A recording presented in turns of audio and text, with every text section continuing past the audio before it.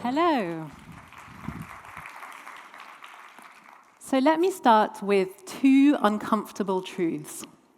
When you went to the restaurant this week and the server said, "Hello, my name is Victor.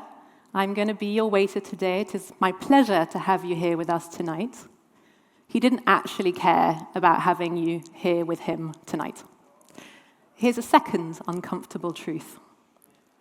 When you emailed an employee or a colleague a short and sharp set of directions, and they responded very politely, and at the end of that email said, "Have a wonderful weekend," again, they probably didn't care about your weekend. That is emotional labor. It's happening all the time in our families, in our workplaces. We refuse to see it as things stand as a real form of work. But I spent the last decade researching it, and I'm here to try and convince you that it's a real form of work. I'm going to take you through some of the myths around emotional labor. I'm also going to take you through some of the realities of emotional labor. And then I'm going to take you through what I think should be the way in which we think about emotional labor for our collective positive futures. Now, what is emotional labor?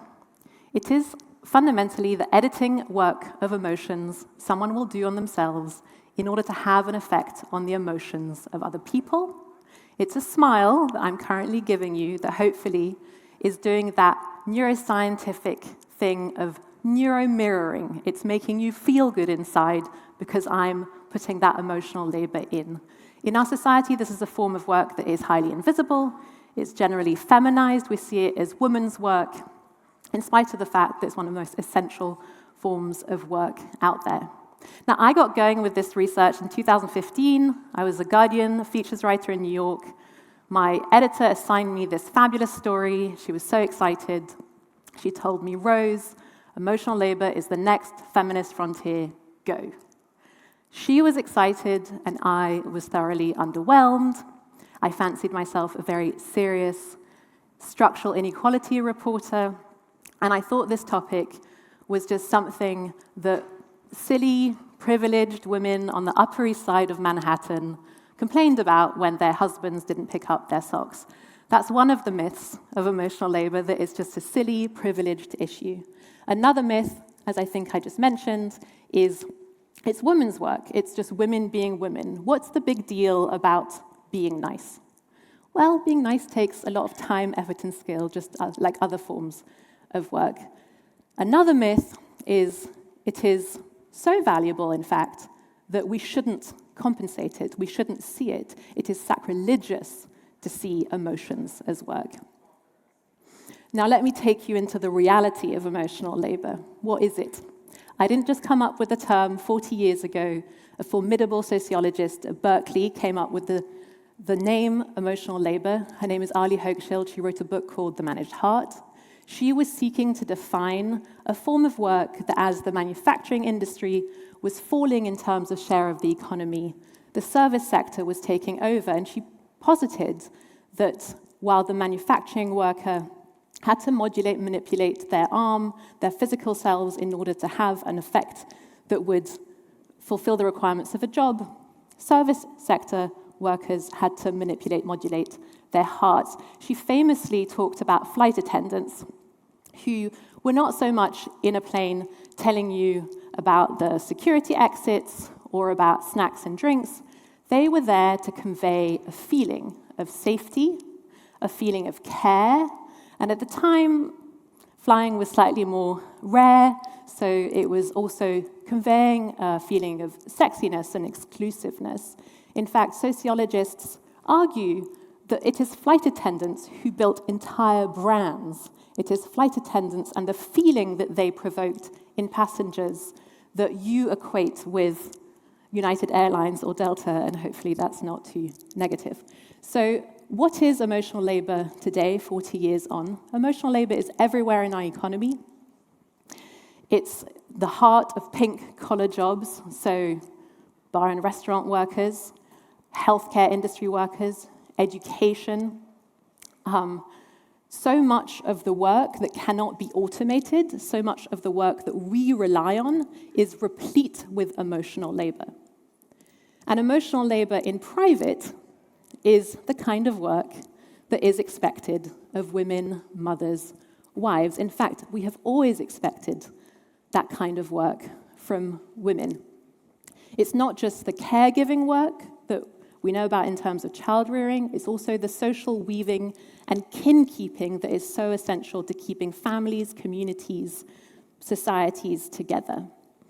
You might think of that work and just take it for granted, but Oxfam in 2020, there's many studies that try and give value to this kind of work. Oxfam in 2020 did one of them, and it found that the global value of care work worldwide was $10.8 trillion, which was the amount that you could equate to the 50 top Fortune 500 companies. So that is incredibly valuable. Now, there is another way in which emotional labor rears its head, and that is in white-collar industries, where emotional labor is not the central component of a job. If you're a lawyer or an engineer, you might not think that making other people feel good is the central part of your job, but increasingly we're seeing it at the margins. We're seeing it at the top, where bosses are now expected to be good at emotional intelligence. Emotional labor is that emotional intelligence in action. It's a patient leader, it's a thoughtful leader, it's someone who's able to bring a team together. And we so often think of that as a female style of leadership because we think of emotional labor as inherently feminine. It's also a form of work in these white-collar industries that we see imposed on marginalized workers.